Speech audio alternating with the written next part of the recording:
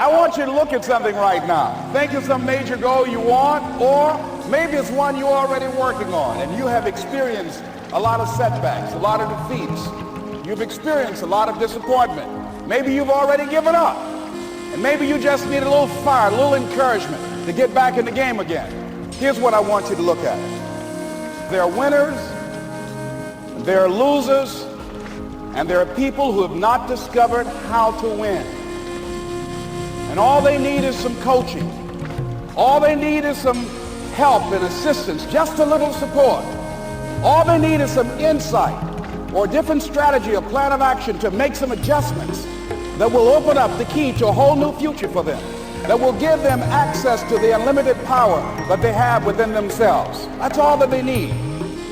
So what I want you to do is think about something you want for you, that's real for you, that's important for you, that will give your life some special meaning and power. And I don't even want you to say, I can do that. I don't want you to assume that. See, 5 years ago when I started out in this area, I would not have been able to make the mental leap that I would be up to where I am right now. I don't want you to begin to just psych yourself out. No. I want you to be able to say something to yourself that will enable you to maintain a level of integrity with yourself. That when you say this, even when you face tremendous setbacks, it will be a benchmark to keep you in the game, to keep you moving forward and experimenting and readjusting your strategy and your plan of action, continuously looking for ways to win. So what is that something? When you got an idea you want to move on, you might not have the money, you might not have the education, you might not have the support or the resources you need. What is that something that can keep us going, that will enable us to act on our dream? What's one of those keys that will begin to help us to discover the secrets to our dream? Here's what I want you to repeat after me, please, with power and conviction. Say, it's possible. That's all I want you to do when you look at your dream. Just say to yourself every day, it's possible. Just say that every day to yourself, it's possible. Because what does that do? See, it begins to change your belief system. See, the way in which we operate, ladies and gentlemen, it's a manifestation of what we believe, what's possible for us. Whatever you've done up to this point, all that it really is a duplication, it's a reproduction of what you believe subconsciously that you deserve and what's possible for your life. Most people operate out of their personal history, out of their memory, things they've done, things they've experienced, things they've seen, things that they have observed. What I'm suggesting that you operate out of a larger vision of yourself. I want you to see yourself doing what you want to do, experiencing what you want to experience, having what you want to have, doing what it is that gives your life some meaning and value. Operate out of your imagination, not your memory. Because whenever you look at where you want to go, I'm wanting to warn you, you will have some conversation back here after you go through the data that you've experienced in life saying you can't do it. And so what you want to begin to do is ignore that inner conversation. Well, most people, ladies and gentlemen, when something happens to them, what they do is they begin to believe that that's the way it is. That's the way it's always been. And they can't see the possibility of it being any different.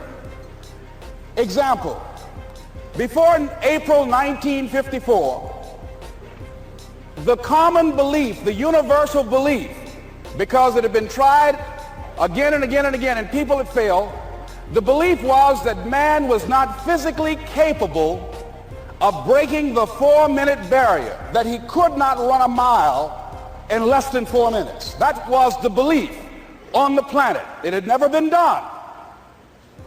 But here's what happened, ladies and gentlemen. Roger Bannister came along, and he broke the 4-minute barrier. Now here's what's significant about that. Since that time, up to this day, over 20,000 people have done it, including high school kids. What changed?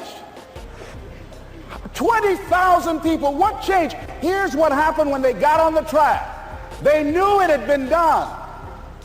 And because they knew it had been done, there was a new belief about this barrier, about this goal that was unreachable. And those 20,000 people got in a race believing, knowing in their heart that someone had done it, that it's possible that they could do it. And I'm saying that if you know anybody that had some goal, some dream, something they wanted to do, and they did it, then I'm saying that you know in your heart that if someone has done it, then you can do it. It's possible. And that if someone can make their dream become a reality, that it's possible that you can make your dream become reality.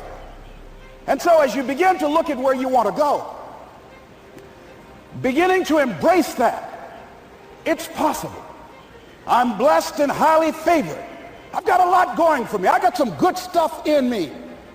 And it's possible that I can bring my greatness out here in the universe. That I can do what I want to do. It's possible I can write my own book. I can have my own business. I can take the trip and travel around the world. It's possible. I can bounce back from adversity and reinvent my life. It's possible. Regardless of where I am, the things can get better for me. It's possible.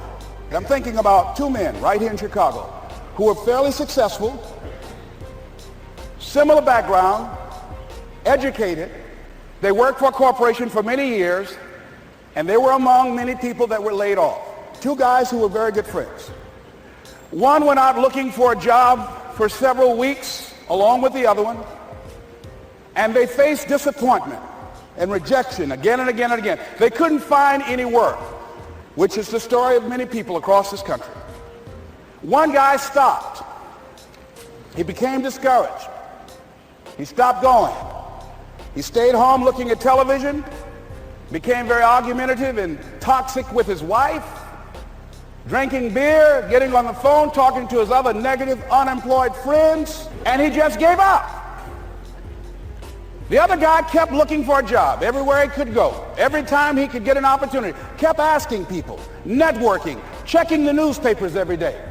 Kept going everywhere he could, trying to find a job. You have too much education. You're overqualified. You won't be here long enough.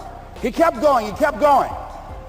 He went to a place and said, look here, I tell you what, if you can't hire me, and I know you can use my talents, abilities, and skills, I don't want to sit home and do nothing. Just let me do some volunteer work. You don't have to give me anything, all right?